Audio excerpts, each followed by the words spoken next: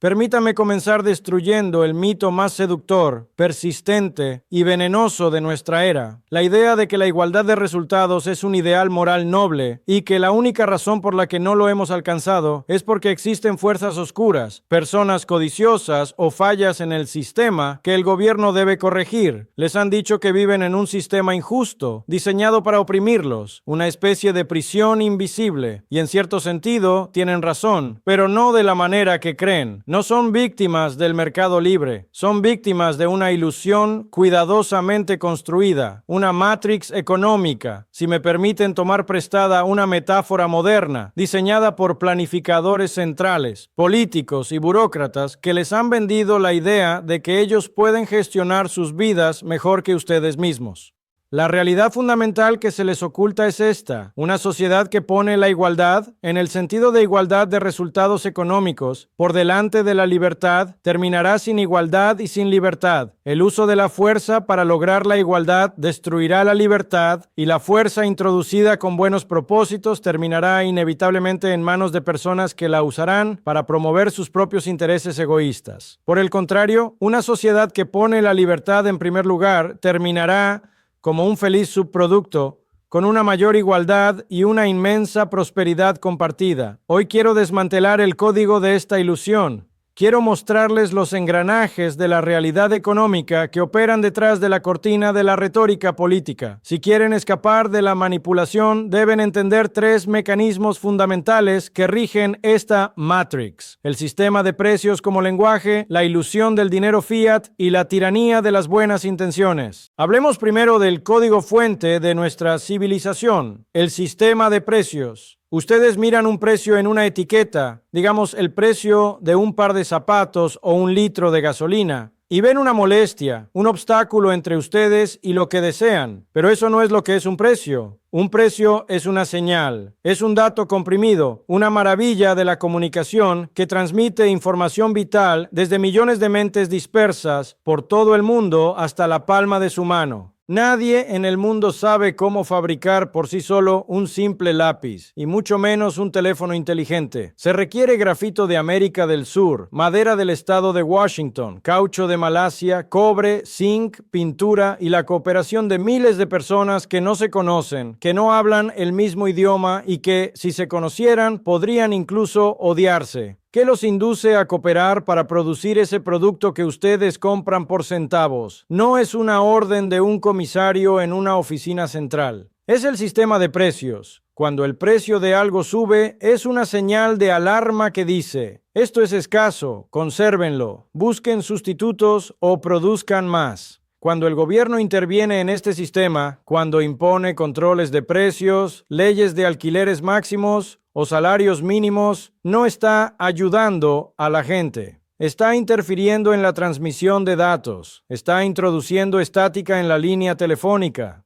Piensen en el control de alquileres. La intención declarada es noble, vivienda asequible para los pobres. Pero ¿cuál es el resultado real en la física económica? Si fuerzan el precio de los alquileres por debajo de lo que dicta el mercado, suceden 2 cosas inevitables. Primero, más gente querrá alquilar porque es artificialmente barato, aumenta la demanda. Segundo, los propietarios dejarán de construir nuevos edificios o de mantener los viejos porque no es rentable, disminuye la oferta. El resultado matemático es la escasez. Se crean listas de espera de años, los edificios se deterioran y se convierten en barrios marginales, y la gente a la que supuestamente querían ayudar termina sin hogar o viviendo en condiciones deplorables. Han bloqueado la señal que decía construyan más casas y la han reemplazado por una señal artificial que dice no inviertan aquí. Han hackeado el sistema para peor. Esta es la primera lección para despertar. No juzguen las políticas por sus intenciones, júzguenlas por sus resultados. La economía real es un sistema de incentivos, no de deseos, y cada cada vez que el gobierno intenta sustituir la sabiduría dispersa de millones de personas interactuando libremente por la sabiduría concentrada de unos pocos burócratas, el resultado es el desastre. La arrogancia fatal es creer que un grupo de expertos en la capital sabe más sobre lo que ustedes necesitan que ustedes mismos. Ahora profundicemos en el segundo nivel de esta ilusión, el dinero. La mayoría de ustedes pasa la vida persiguiendo dinero, creyendo que el dinero es riqueza. Pero el dinero no es riqueza. El dinero es simplemente un medio de intercambio, una herramienta para evitar la incomodidad del trueque. La riqueza son los bienes y servicios, la comida en su mesa, la ropa en su espalda, la casa que los resguarda, el automóvil que conducen. La Matrix económica en la que viven utiliza el dinero como una herramienta de control y confiscación. Permítanme explicarles el fenómeno de la inflación, que es quizás la enfermedad más incomprendida de nuestra sociedad. La inflación no es un acto de Dios, ni es culpa de empresarios codiciosos que suben los precios, ni de sindicatos que piden más sueldo. La inflación es siempre y en todo lugar un fenómeno monetario. Es producida única y exclusivamente por una instancia, el gobierno y su banco central. Imaginen que el gobierno decide imprimir dinero para pagar sus gastos, ya sea una guerra, programas sociales o subsidios, porque no tiene el coraje político de subirles los impuestos directamente. Al principio, esto parece magia. El gobierno tiene más dinero, los contratistas reciben pagos, la gente se siente más rica, pero no se ha producido ni un solo bien nuevo. No hay más pan, ni más acero, ni más zapatos. Solo hay más papel o dígitos electrónicos persiguiendo la misma cantidad de bienes. El resultado es inevitable. Los precios suben, pero suben con un retraso. Y aquí es donde la trampa es mortal. La inflación es como el alcoholismo. En ambos casos, los buenos efectos vienen primero. Los malos efectos vienen después. Cuando uno empieza a beber o a imprimir dinero, al principio hay euforia. La economía parece calentarse, el empleo sube, pero luego llega la resaca, y la resaca inflacionaria es dolorosa. Precios altos, destrucción del ahorro, ineficiencia económica y malestar social. ¿Por qué los gobiernos siguen haciéndolo? Porque la inflación es un impuesto oculto que no necesita legislación. Cuando el gobierno imprime dinero, diluye el valor de los billetes que ustedes tienen en sus bolsillos o en sus cuentas de ahorro. Les están robando poder adquisitivo sin meter la mano físicamente en sus carteras. Les están cobrando por el almuerzo gratis que prometieron en la campaña electoral. Entender esto es crucial para romper la ilusión. Cuando escuchen a un político prometer un nuevo programa de gasto masivo sin explicar exactamente qué otro gasto va a recortar o qué impuesto va a subir, sepan que les está prometiendo inflación. Les está prometiendo una reducción de su nivel de vida futuro a cambio de una ilusión de prosperidad presente. La tercera capa de esta realidad distorsionada es la creencia en la responsabilidad social como algo ajeno al beneficio. Se les ha enseñado a desconfiar del lucro. Se les dice que el empresario que busca el beneficio es un enemigo del bien común. Nada podría estar más lejos de la verdad. En un mercado libre y competitivo, sin privilegios especiales otorgados por el gobierno, la única manera de obtener beneficios sostenibles es sirviendo a sus semejantes. Miren a su alrededor. Los productos que mejoran sus vidas, desde la electricidad hasta los antibióticos, pasando por la computadora en la que quizás me están viendo, no fueron creados por órdenes gubernamentales ni por caridad. Fueron creados por individuos persiguiendo su propio interés, buscando mejorar su propia condición. Y en el proceso tuvieron que inventar algo que ustedes valoraran más que su dinero. El sistema de mercado libre es un sistema de cooperación voluntaria a gran escala. Es un mecanismo maravilloso donde la codicia individual se canaliza hacia el servicio social. Adam Smith lo dijo hace siglos y sigue siendo la verdad más potente de la economía. No es de la benevolencia del carnicero, del cervecero o del panadero de quien esperamos nuestra cena, sino de su atención a su propio interés. El problema surge cuando introducimos la coerción del Estado en esta ecuación. Cuando el gobierno otorga monopolios, subsidios, aranceles proteccionistas o licencias exclusivas, entonces el beneficio ya no proviene de servir al consumidor, sino de explotarlo. Eso no es capitalismo, eso es mercantilismo o corporativismo. Y lamentablemente, gran parte de lo que ustedes ven hoy y odian, grandes empresas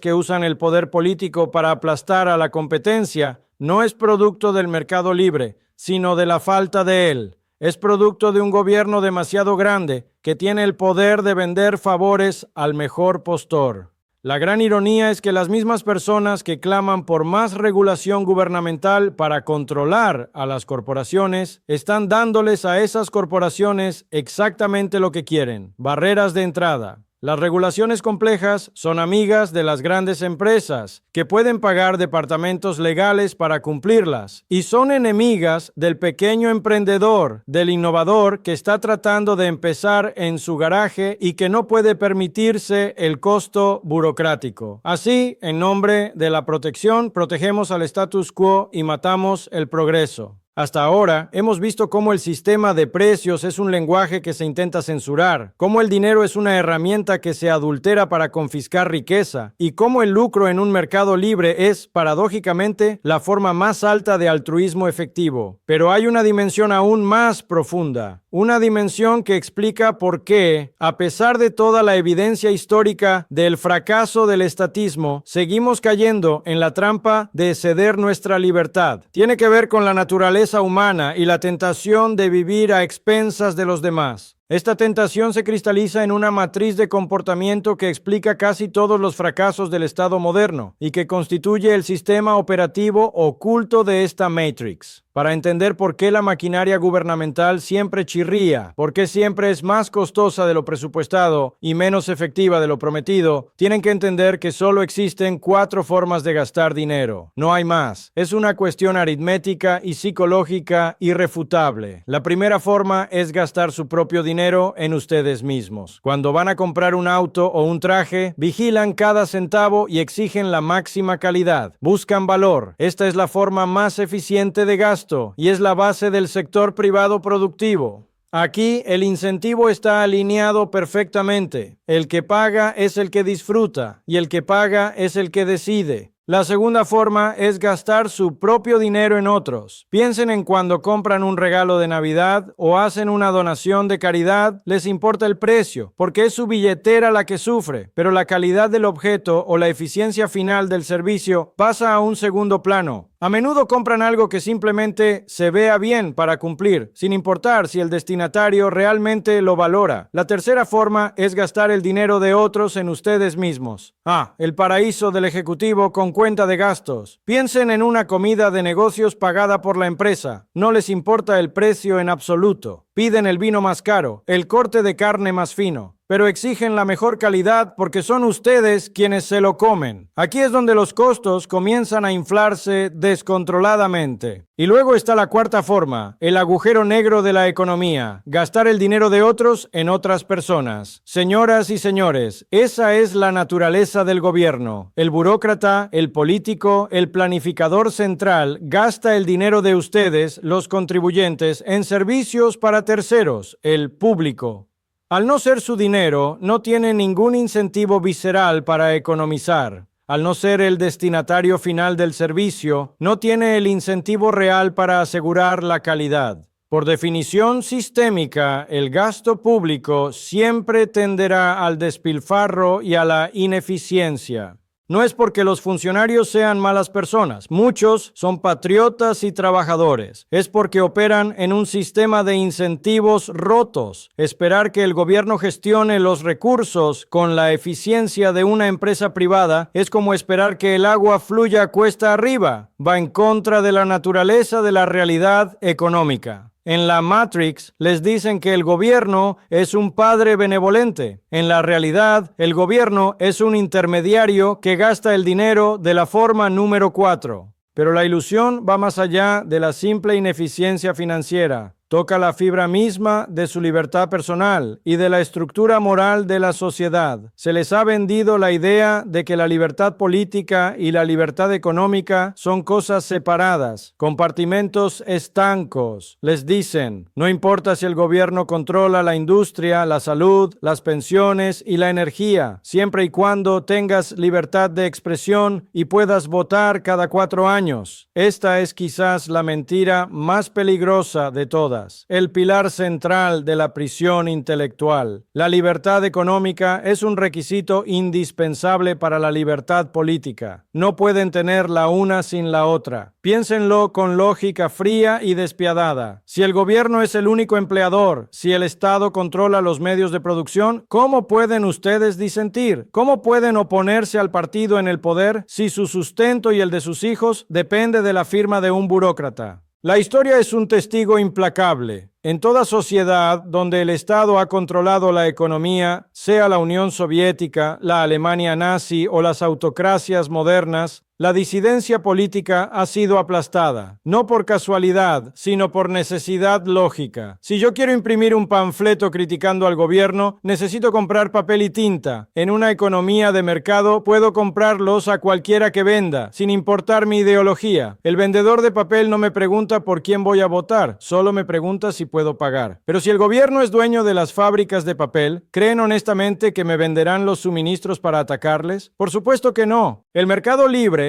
es el verdadero protector de las minorías. Es el sistema más ciego y justo que existe. Cuando ustedes entran a una tienda a comprar pan, al vendedor no le importa si son comunistas, conservadores, ateos, negros, blancos o inmigrantes. Solo le importa si su dinero es válido. El mercado separa el poder económico del poder político y en esa separación reside su garantía de libertad. Al permitir que el poder económico se disperse entre millones de consumidores y empresarios, evitamos que se concentre en las manos de un tirano que pueda usarlo para forzar la conformidad. Ahora abordemos el argumento moral que la Matrix utiliza para mantenerlos dóciles: la igualdad. Les repiten incesantemente que la desigualdad es inmoral y que la función del Estado es nivelar el terreno, pero deben distinguir entre dos conceptos muy diferentes: la igualdad de oportunidades y la igualdad de resultados. La igualdad de oportunidades, la idea de que cada individuo debe tener la libertad de usar sus talentos para llegar tan lejos como su capacidad se lo permita, es un ideal noble y totalmente compatible con la libertad. Pero la igualdad de resultados, la idea de que todos deben terminar la carrera al mismo tiempo y con el mismo premio, independientemente de su esfuerzo o talento, es una receta para el terror. Una sociedad que pone la igualdad en el sentido de resultados por delante de la libertad terminará sin igualdad y sin libertad. El uso de la fuerza para lograr la igualdad destruirá la libertad, y la fuerza, introducida con buenos propósitos, terminará inevitablemente en manos de personas que la usarán para promover sus propios intereses egoístas. Por el contrario, una sociedad que pone la libertad en primer lugar terminará como un feliz subproducto con una mayor igualdad y una inmensa prosperidad compartida.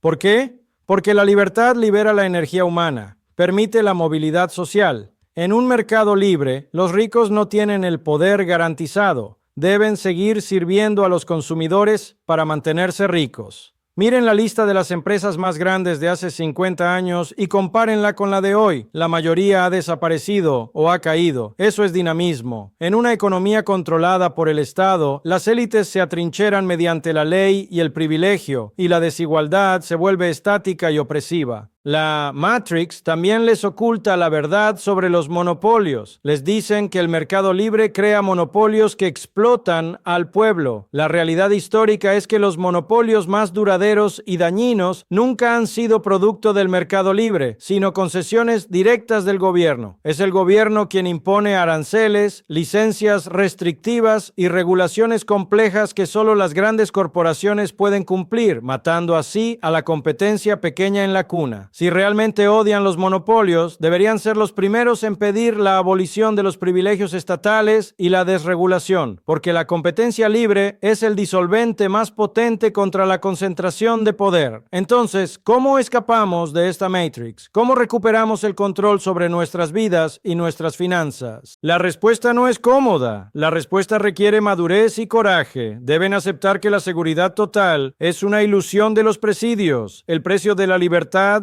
es la responsabilidad. Si quieren que el gobierno deje de meter la mano en sus bolsillos mediante impuestos e inflación, deben dejar de pedirle que resuelva todos sus problemas vitales. No pueden pedir subsidios, protecciones, viviendas garantizadas y empleos estatales, y luego quejarse de que los impuestos son altos y la burocracia es asfixiante. Son dos caras de la misma moneda falsificada. Cada vez que piden un beneficio al gobierno, están entregando un trozo de su libertad y están autorizando al Estado a confiscar la propiedad de sus vecinos. La salida de la Matrix comienza con un cambio intelectual radical en cada uno de ustedes. Deben rechazar la envidia como motor político. La riqueza de otro no es la causa de su pobreza. En una economía libre, la riqueza se crea, no se roba. Que Bill Gates o Jeff Bezos tengan miles de millones no les quita un plato de comida de su mesa. Al contrario, sus innovaciones han abaratado los productos, han creado plataformas de eficiencia y han mejorado el estándar de vida global. La verdadera lucha no es entre ricos y pobres. Esa es la narrativa de control. La verdadera lucha es entre el individuo libre y el Estado coercitivo. Es entre quienes crean riqueza a través del intercambio voluntario y quienes buscan expropiarla a través del poder político. Les invito a mirar el mundo con estos nuevos ojos, los ojos de la realidad económica. Cuando vean una crisis, no pregunten automáticamente qué nueva ley la arreglará. Pregunten qué intervención gubernamental anterior la causó. Cuando escuchen promesas de bienestar gratuito, busquen inmediatamente la etiqueta del precio oculto y pregunten a quién se lo cobrarán. Cuando les hablen de justicia social, pregunten si eso implica quitarle a alguien el fruto legítimo de su trabajo por la fuerza de la policía. La libertad es una planta rara y delicada. La historia natural de la humanidad es la historia de la tiranía, la servidumbre y la miseria. Solo en los últimos 200 años, en una pequeña porción del globo, gracias al milagro del capitalismo de libre mercado y al gobierno limitado, hemos logrado escapar de la pobreza abyecta que fue el destino de nuestros antepasados. Pero no tenemos garantizado este progreso. No está escrito en las estrellas. Podemos retroceder. Podemos volver a caer en la servidumbre si nos dejamos seducir por los cantos de sirena de quienes nos prometen el paraíso en la tierra a cambio de las llaves de nuestra libertad. No sean espectadores pasivos de su propia esclavitud económica. La Matrix se alimenta de su ignorancia, de su culpa y de su apatía. Rompan el ciclo. Lean a Adam Smith, lean a Hayek, lean la Constitución, estudien, cuestionen, produzcan, ahorren e inviertan en activos reales. Asuman la responsabilidad radical de sus vidas, porque al final del día nadie, absolutamente nadie, cuidará de sus intereses y de su futuro mejor que ustedes mismos. El sistema está diseñado para que sean dependientes. Su deber revolucionario es ser libres. Muchas gracias.